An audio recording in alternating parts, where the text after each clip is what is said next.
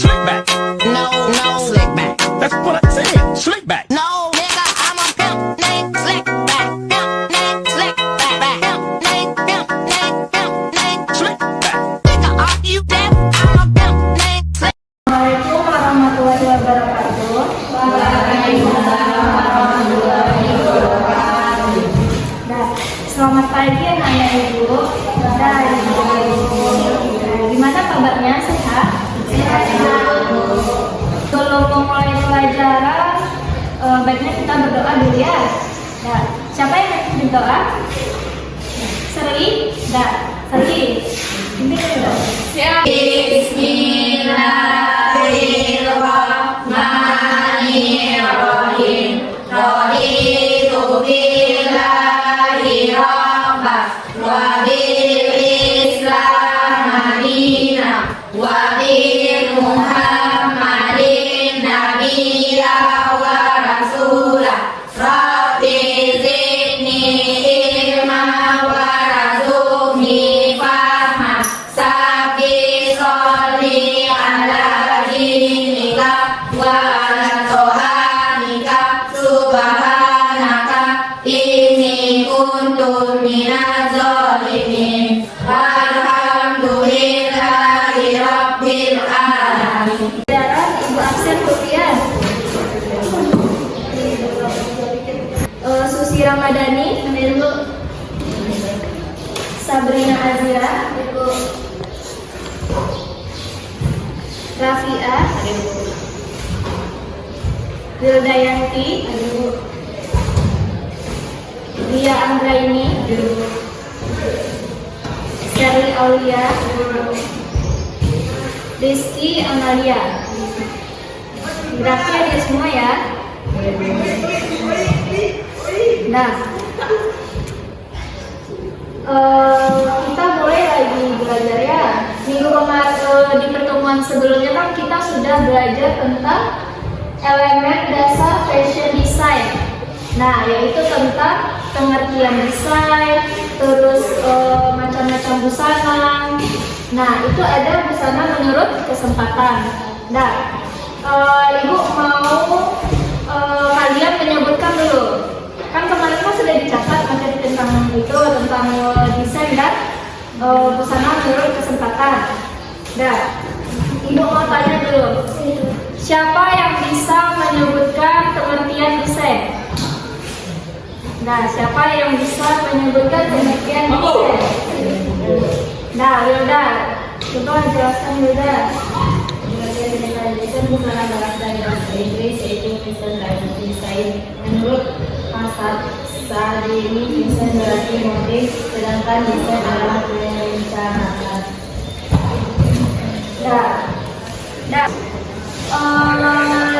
Desain itu adalah sketsa atau rancangan mode pakaian atau busana sebelum kita membuat busana.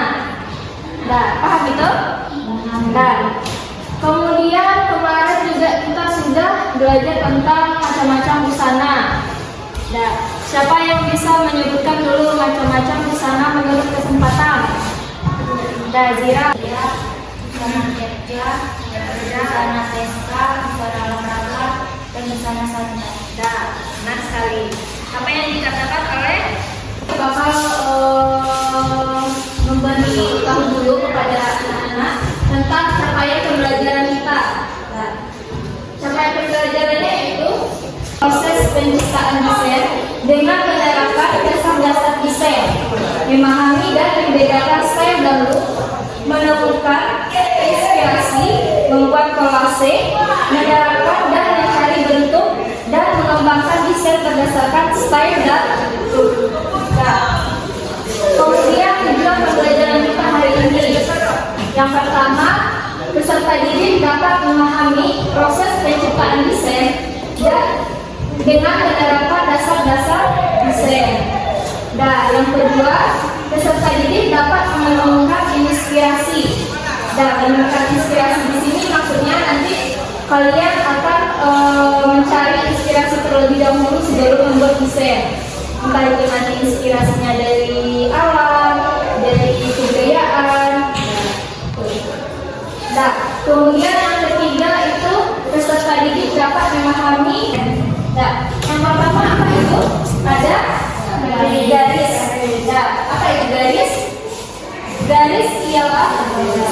bergoreskan dengan benda pas di atas permukaan benda. Nah, garis itu misalnya kita bikin desain. Nah, garis yang kita gambar yang kita bikin di desain itu namanya garis. Nah, garis dua. Nah, apa itu bentuk gangguan? Nah,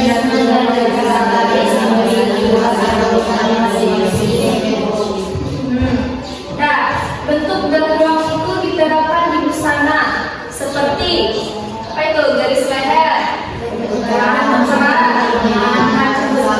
dan macam satu. Dan bentuk kerah itu misalnya sampai kerah tegak. Nah, itu nanti termasuk ke bentuk. Kemudian di garis leher ada garis leher bulat, ada garis leher persegi, ada bentuk V. Nah, itu nanti juga termasuk ke bentuk dan juga. Kemudian macam-macam bentuk lengan. Apa itu? Macam-macam bentuk lengan. Ada lengan suai. Nah, sebelum ibu lanjut, ibu kasih tahu ya kepada anak-anak sekalian. Selama ibu menjelaskan, tolong dicatat ya. Nanti soalnya ibu bakal bertanya lagi di akhir pembelajaran. Nanti ibu akan bertanya untuk pemahaman kalian. Permisi dulu. Tidak boleh nebeng dengan teman.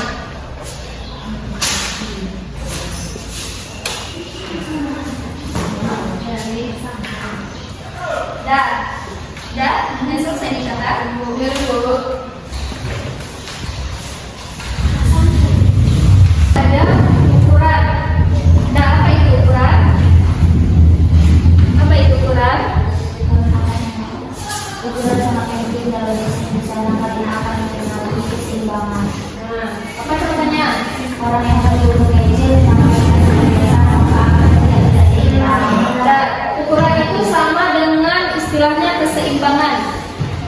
Nah, misalnya kita membuat desain busana itu kan harus ini, ukurannya harus pas antara bahu dengan pinggang, ukurannya berapa, gitu. Harus terstruktur. Nah, yang keempat itu ada tekstur. Nah, tekstur ini dapat diketahui di saat kita merabanya. Misalnya bahan kain.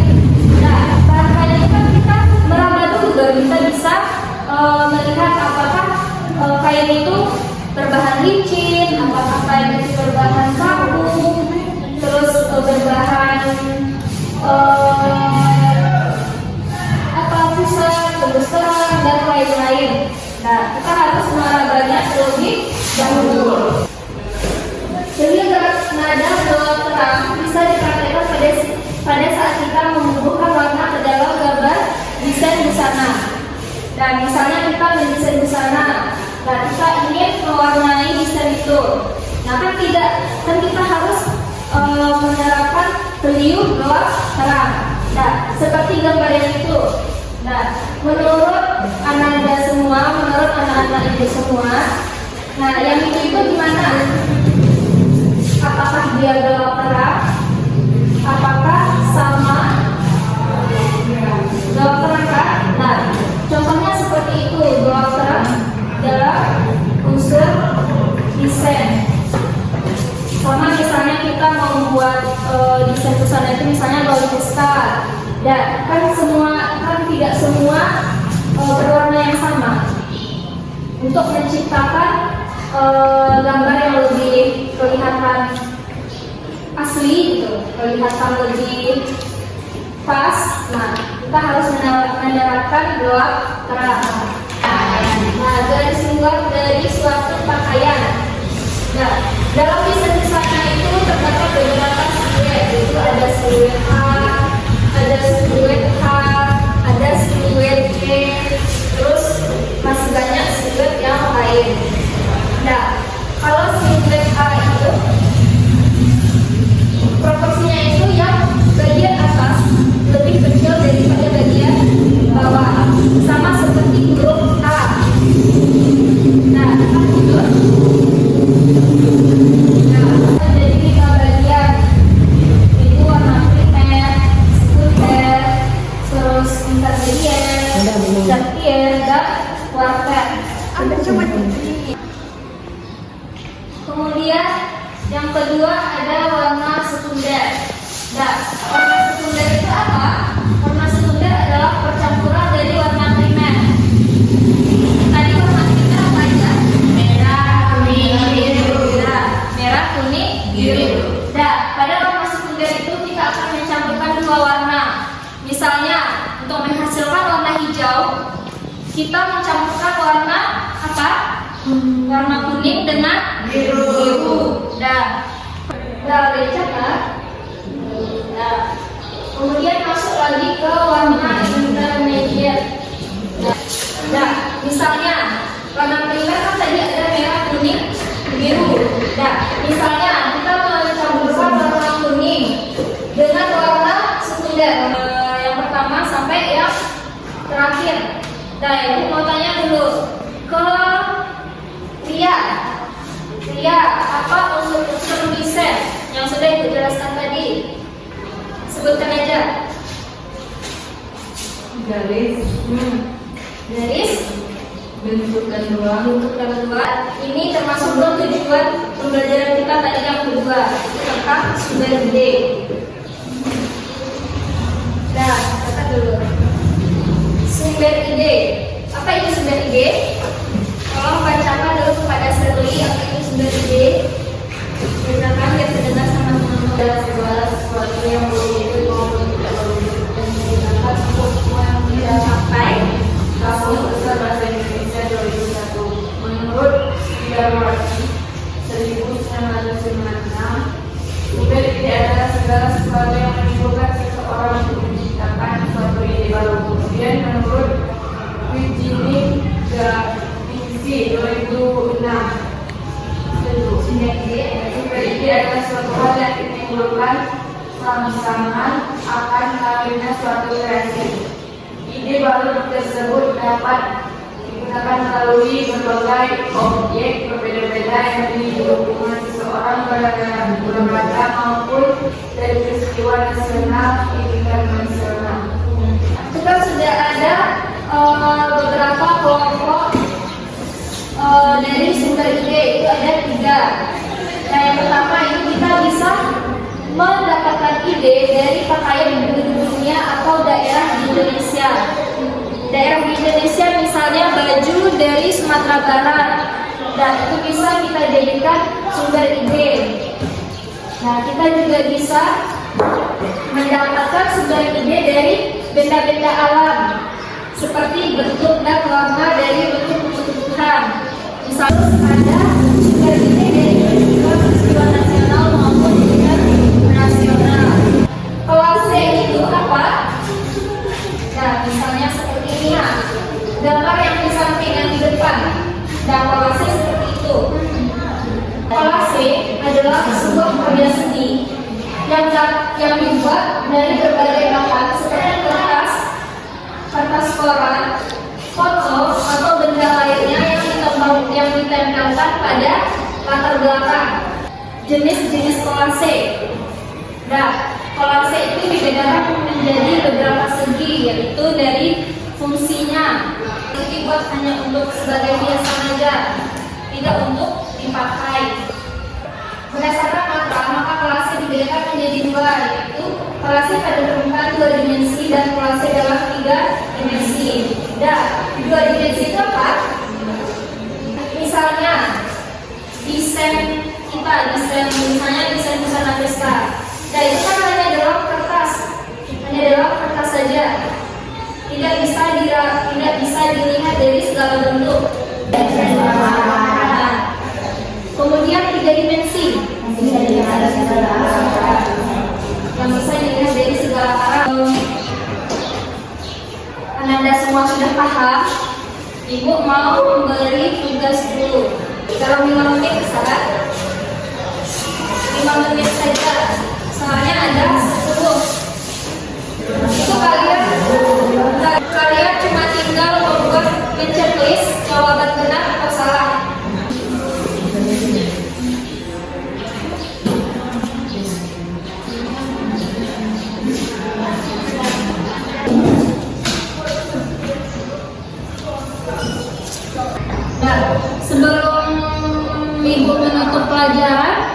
Nah, Ibu mau tanya dulu. Coba Zila, sebutkan dulu unsur-unsur desainnya.